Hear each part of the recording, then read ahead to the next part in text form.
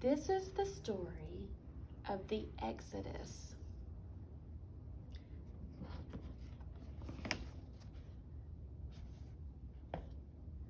This is the desert. It's not the whole desert. It's only a piece of the desert. We need part of the desert in our classroom because so many important things happened to the people of God in the desert. The desert is a strange and wonderful place, but it can also be very dangerous. There's no food, there's no water. People die without food or water. Nothing grows here. So when the wind blows, the shape of the desert changes, and people can lose their way very easily. People do not usually go to the desert unless they have to. It takes courage to go into the desert. The people of God were living in a place where the rains did not come. The crops had no water, so they could not grow. There was no grain to grind to make bread, and everyone was so hungry. The children cried in their sleep, so their mothers and fathers decided to go to a new land where there was food.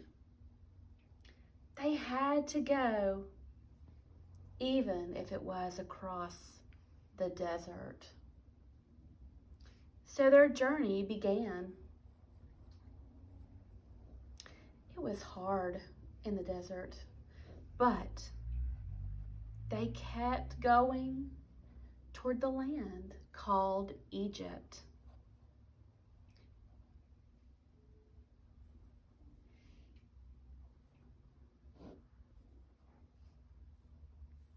In the land of Egypt, the king was called the Pharaoh.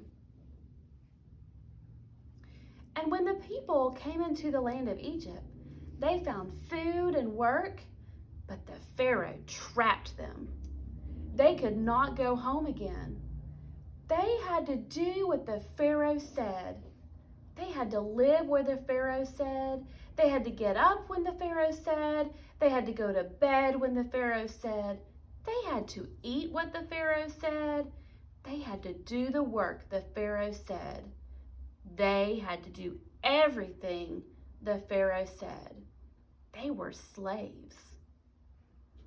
One of the people, whose name was Moses, came to the Pharaoh and he said, "Let my people go." And the Pharaoh said, "No." Moses went back many times to ask Pharaoh to let his people go, but the Pharaoh always said no. Then many strange things happened in the land, but the Pharaoh always said no. Then something terrible happened. The oldest boy in each Egyptian family, even in the family of the Pharaoh, died. The oldest boys in the families of the people of God did not die because the people made a mark on the doors of their houses. They put blood of the lamb there, and the angel of death passed over them. When Moses went back this time and said, "Let my people go," the Pharaoh said, "Yes." The people began to hurry to get everything ready. They packed all they could carry and they baked bread for the journey. But there was no time to put leaven in the bread and let it sit. So it wound up, it didn't swell up like the bread like we get in the grocery store, that's big and fluffy. It was flat. You can still eat this bread today. It's called matzah. And whenever you taste it, you can still taste this story. The people went as fast as they could. They were afraid the Pharaoh would change his mind. Suddenly, they heard the sound of Pharaoh's army coming after them, the beating of the horses' hooves and rolling of the chariot sounded like thunder. The army of the Pharaoh pushed the people against the water. They did not know what to do.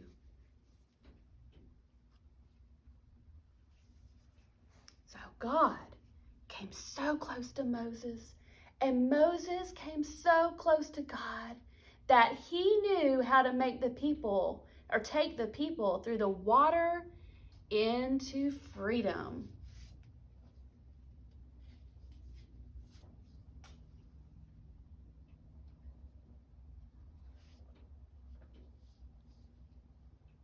This one looks kind of scared, so he can barely move. This one is running. They are ready to be on the other side. This one is happy. They are so happy to be away from Pharaoh. This one seems confused.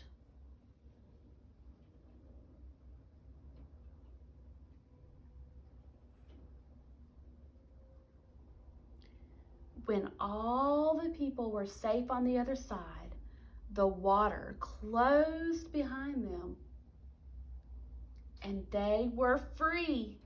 The army of the Pharaoh could not get to them.